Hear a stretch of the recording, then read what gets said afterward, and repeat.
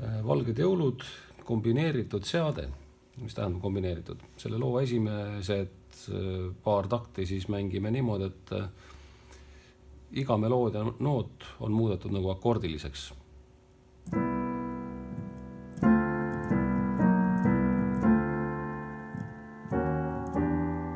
Ja edasi sellest kohast läheme nii, et meloodia on ühehäälne põhiliselt ja kogu saade läheb nüüd vasakusse kätte laia seadesse.